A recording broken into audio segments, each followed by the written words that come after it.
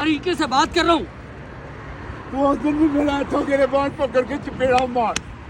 तू मैंने बड़ा किस्सा से सवार, मैं तेरे को पैसे लेके पूछाया। मेरे मार नहीं रहा, वो खुद को अपने आप को मार रहा है क्योंकि वो झूठा है। वो उसको मैंने ऊपर वाली जगह पे बिठाया हुआ है, मैं खुद नीचे बैठा हुआ हूँ, उसके सामने बैठा हुआ हूँ। उसकी इज्जत और उसकी बुजुर्गी, उसकी सफेद दाढ़ी मेरे सर आंखों पे, लेकिन वो जो जुर्म कर रहा है, वो जो फ्रॉड कर रहा है लोगों के साथ, वो जो मनगढ़ंत कहानियां सुनाता है, उसके खिलाफ तो आपको भी साथ देना चाहिए। मैंने अगर अपना किरदार अदा किया बहैसियत शहरी होने के, आप भी अपना किरदार अदा करें कि अपने आसपास ऐसे लोगों को डिस्करेज करें। सफेद पोशी की चादर ओढ़े इस फ्रॉडिये को बेनकाब करने के बाद जब मैंने वीडियो सोशल मीडिया पे आप लोगों के लिए लगाई, तो मुझे आप लोगों की जानिब से जो फीडबैक कल से मौसूल हो रहे हैं, वो उसके बिल्कुल बरक्स हैं जो मैं चाहता था। मेरी ख्वाहिश थी और वीडियो लगाने का मकसद था कि आप लोगों तक ये वीडियो पहुंचा के ऐसे लोगों की इस्लाह की जाए, ऐसे पेशावर लोगों को डिस्करेज किया जाए, ताकि असल जो हकदार लोग हैं उन तक ये हक पहुंचे। मैं आपको कहानी बताता हूँ, आप सब जो कमेंट्स आ रहे हैं, मैक्सिमम जो कमेंट्स आ रहे हैं, उसमें मुझे गालियां भी दे रहे हैं आप लोग। ऐसा आप लोग महसूस कर रहे हैं कि बज़ाहिर जो ये बाबा है, ये सफ़ेद दाढ़ी भी नज़र आ रही है, नौजवान, यानी कि मैं सरे बाज़ार इसके साथ ज़्यादती कर रहा हूँ। बज़ाहिर आपको वीडियो से ये लग रहा है, लेकिन कहानी कुछ इसके बरक्स है। ये एक नंबर का फ्रॉडिया इंसान है, ये पेशावर भिखारी है, जो रोज़ लोगों को रोड के ऊपर अपनी मनगढ़ंत, दर्द भरी, अपनी सफ़ेद पोशी की कहानियाँ सुनाता है और उनसे पैसे बटोरता है।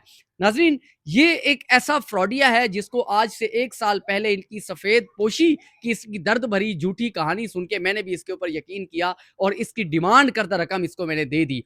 लेकिन 1 साल बाद ये मुझे फ्रॉडिया फिर मिला, उसी स्टोरी के साथ, उसी मनगढ़ंत कहानी के साथ फिर इसने मुझे कहानी सुनाई, लेकिन इस बार मुझे शक हुआ कि ये कोई फ्रॉडिया है। इस फ्रॉडिये को उस वक़्त मैंने एक्शन नहीं लिया और ना ही इसकी मैंने मदद की। दूसरी बार, ये तीसरी बार कुछ दिनों बाद फिर मुझे मिला एक और नई स्टोरी के साथ। उस वक़्त भी मैंने सोशल मीडिया पे इसको बेनकाब करने की बजाय कानूनी रास्ता इख्तियार किया और इसको प्रॉपर पुलिस के हवाले किया, ताकि पुलिस इन्वेस्टिगेशन करके इसके असल मकसद तक पहुँचे कि ये रोज़ 20-25 हज़ार की दिहाड़ियाँ लगा के उन 20-25 हज़ार का क्या करता है, उसको कहाँ इस्तेमाल करता है। कहीं वो आपके और मेरे मदद की गर्ज से दिए हुए पैसे कहीं आपके और मेरे खिलाफ इस्तेमाल तो नहीं हो रहे, कि वो उन पैसों से कहीं वारदातें तो नहीं हो रही, कहीं असला तो नहीं खरीदा जा रहा, कहीं नशावर चीज़ें खरीदने में तो वो इस्तेमाल नहीं हो रहा। ये मकसद था मेरा इसको पुलिस के हवाले करने का। लेकिन पुलिस के हवाले करने के बाद भी ये बंदा मुझे कुछ दिनों बाद फिर से दोबारा उसी कहानी के साथ, उसी मनगढ़ंत स्टोरी के साथ फिर मुझे रोड पे ये मिला। तब मैंने इसकी तफ्तीश फिर से की और फिर से मुझे ये मालूम हुआ कि ये बिल्कुल एक नंबर का फ्रॉडिया है। ये जो लोगों को कहानी सुनाता है कि सीडीए ने मेरी रेहड़ी तोड़ दी, इसकी इस्लामाबाद के अंदर, पिंडी के अंदर किसी किस्म की कोई रेहड़ी नहीं है, बल्कि इसकी रेहड़ी तो क्या, इसकी यहाँ पे कोई फैमिली भी रिहाइश पज़ीर नहीं है, बल्कि इसका जो शनाख्ती कार्ड का एड्रेस है, वो लाहौर का है। ये बंदा लाहौर से ताल्लुक रखने वाला है और इस्लामाबाद के अंदर ये रोज़ रात को इसने अपना मामूल बना लिया है कि मुख्तलिफ रोडों के ऊपर निकलता है और वहाँ पे ये बज़ाहिर किसी को हाथ दे के रोकता नहीं है, बल्कि रोड पे चलते-चलते ये बैठ जाता है और साथ में गुज़रने गाड़ी गाड़ी वाला जब गुज़रता है, कोई बाइक पे गुज़रता है, कोई राहगीर वहाँ से गुज़रता है, तो वो ये समझता है कोई बुज़ुर्ग इस वक़्त मदद का तलबगार है और इसको मदद दी जाए, और उसको जब वो मदद देने के बहाने गाड़ी रोकते हैं, तो ये उसको अपनी मनगढ़ंत कहानी सुनाता है कि मेरा 2 महीने का घर का किराया है, वो मैंने देना है, मेरे घर में 8 बेटियाँ हैं, वो इस वक़्त भूखी और प्यासी हैं, मैंने उनको खाना खिलाना है। अब ये जो वीडियो बनाने का मकसद है कि आप ऐसे लोगों की मदद करें, लेकिन मदद करने से पहले कम से कम उस केस को आप वेरीफ़ाई कर लें कि जो आपको ये कहानी, ये मनगढ़ंत सफ़ेद पोशी की अपनी दास्तान सुना रहा है, क्या वो हकीकत पर भी मबनी है, या आप जिसको मदद की मद में आप पैसा दे रहे हैं, वो पैसा आपके और मेरे खिलाफ होने वाले जराइम में तो इस्तेमाल नहीं हो रहा। कहीं वो पैसा नशावर चीज़ें खरीदने में तो इस्तेमाल नहीं हो रहा। ये मकसद था हमारा वीडियो बनाने का। खुदारा खुदारा माशरे का फ़र्द होने के आप भी अपना कुछ किरदार अदा करें कि ऐसे लोगों को इनकरेज करने की बजाय, ऐसे लोगों की हौसला अफ़ज़ाई करने की बजाय इनको डिस्करेज करें।